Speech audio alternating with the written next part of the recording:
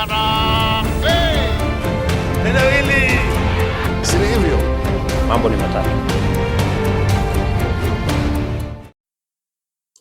Ladies and gentlemen, good morning and welcome back to our channel once again. Rigathi Gachagua has delivered a very bad news to Uhuru Kenyatta over Azimio coalition.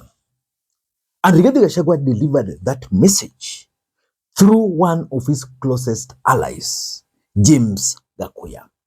For those who've been following the political development in the Republic of Kenya, Uhuru Kenyatta has been trying to revive Azimio coalition.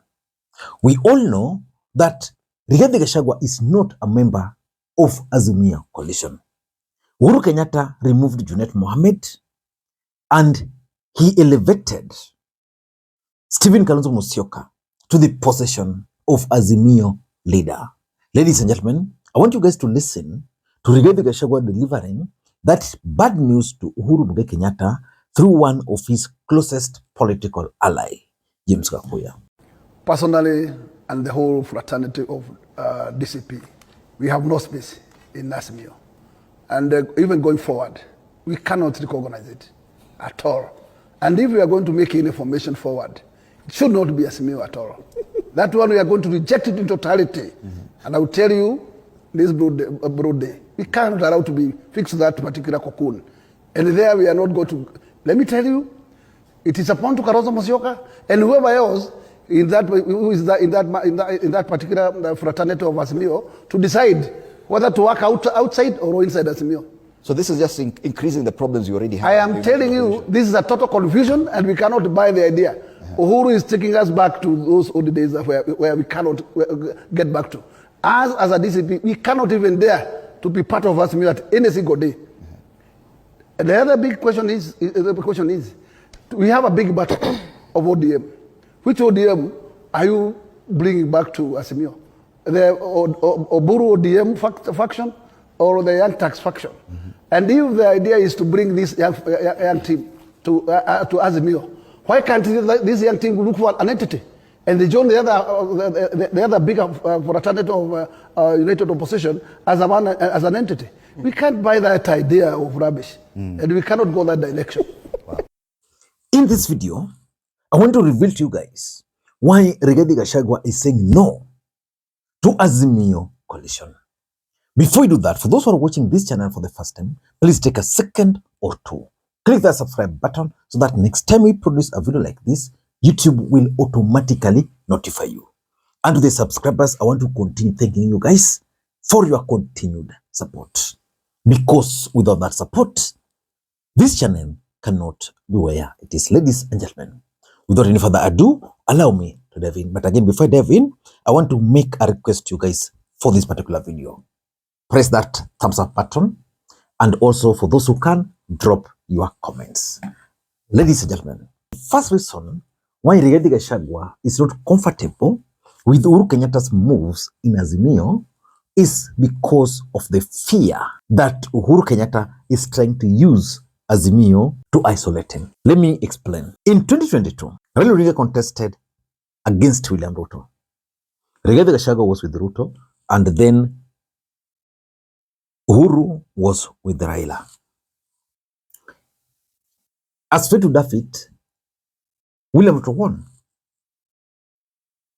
And on the day of the swearing in, Rigathi Gachagua really humiliated Uhuru Kenyatta. Uhuru Kenyatta never forgave him for that. It went on up to the stage where now they went and raided Uhuru Kenyatta's private land in Northlands. It moved on. Rigathi fell out with William Ruto and he was impeached. It was expected that after that impeachment, Rigathi and Uhuru were going to work together. That never came. Until recently, when news emerged that Kalonzo was trying to broker a deal between Uhuru and Obasanjo. But now we are being told that Uhuru is reviving Azimio. But Rigathi Gachagua is not happy because he believes Uhuru wants to use that as part of his revenge. and also to isolate him. As we speak, Rigathi Gachagua has stamped his authority as the leader of the opposition. Although he cannot run, but he hopes to use his influence to determine who is the opposition presidential candidate. So he was going to own Kalonzo Musyoka. But now that is not going to happen. What is likely to happen? What is likely to happen is Uhuru fronting someone and taking all the credit. So he's being isolated. So that is his biggest fear. Number two, and this is something which I've advised the united opposition on this platform, that if there's one thing which William Ruto is good at, is infiltration. And because of that infiltration, Rigathi believes that Uhuru is working with Ruto. And his allies are giving several examples. Like even this Azimio thing, they view it as part of that sabotage. So there's a link between Uhuru and Ruto. Remember, Rigathi Gachagua worked with these guys, so he knows a lot. We saw William Ruto driving to Gatundu. Let's stay but one. Those are the things giving Rigathi Gachagua the fear that probably Uhuru Kenyatta is in this to advance the political objectives of President William Ruto. Because, of course, he's grooming his brother, Uhuru Kenyatta, after Ruto. So that fear is real. And number three, there is the Mount Kenya politics.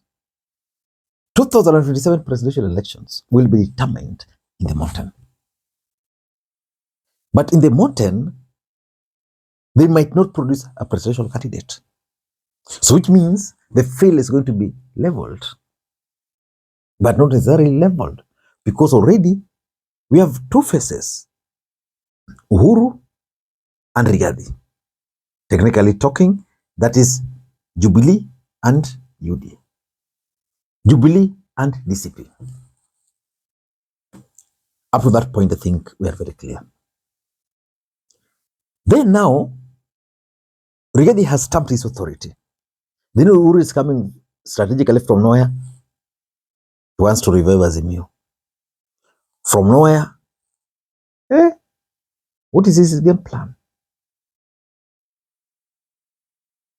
He's likely to take charge, and because he's likely to take charge, the mountain are going to follow him.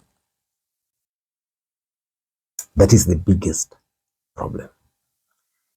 Number four, Rigathi Gachagua is also asking a critical question. What is Uhuru Kenyatta's role in Azimio?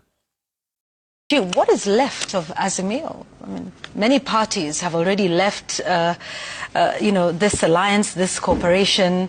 ODM seems to still be in this arrangement. Actually, I don't know what you mean by many parties have left. As far as I remember, ODM is still a member of Azimio. I remember the party that was formerly associated with Martha Karua. I think they're the only ones who formally exited. And PA, yes, because those ones exited immediately after the election. But if I remember the signing ceremony for that coalition, there was over 26 of us signing those documents, and therefore I don't know what you mean by many have left, because many vis-a-vis 26, 5 vis-a-vis 26 is not many. And I can only speak authoritatively for ODM, and today I have brought the constitution of ODM because I need to educate people. This is called the explainer. We need to explain things to people so that they understand.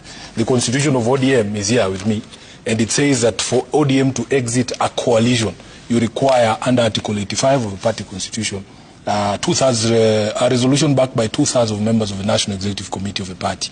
Then you communicate to the registrar. So that has not happened. So as far as I know, ODM had representation in the Azimio Council. I think Governor Oparanya, who, of course, by virtue of him having been appointed to cabinet could not hold positions in the political party. The Honorable Junet Mohamed, I've seen in your bulletin there that he was informed, he was aware of this particular meeting. Those are the people who used to represent us in Azimio. So for me, I know that we are still members of that coalition, and to just congratulate the coalition, because it has been a bit chill on that side, to congratulate the new office holders and wish them the very best, and they can count on the support of ODM party for as long as we remain members of the Azimio coalition. So If he's funding Azimio, why is he trying to control everything? That is another fear facing Rigathi. The role Uhuru is going to play. Because if he's going to be the main guy, we know Rigathi is impeached. Technically, his interest might not be taken care of. And importantly, which is my last point, is bargaining power. You get me? Bargaining power. Rigathi, without Uhuru Kenyatta, has a high chance of bargaining for himself, for his party, for his allies. Now, when we have Uhuru and we're on a table, then there's Uhuru here, there's Ruto, there's Rigathi, there's Kalonzo, and people are talking real politics. You see, Rigathi might be told, some of your members have gone with Uhuru Kenyatta, and there's nothing he can do. I don't know what to think. That's my take. Until next time, this is Lee Makwiny. Bye-bye.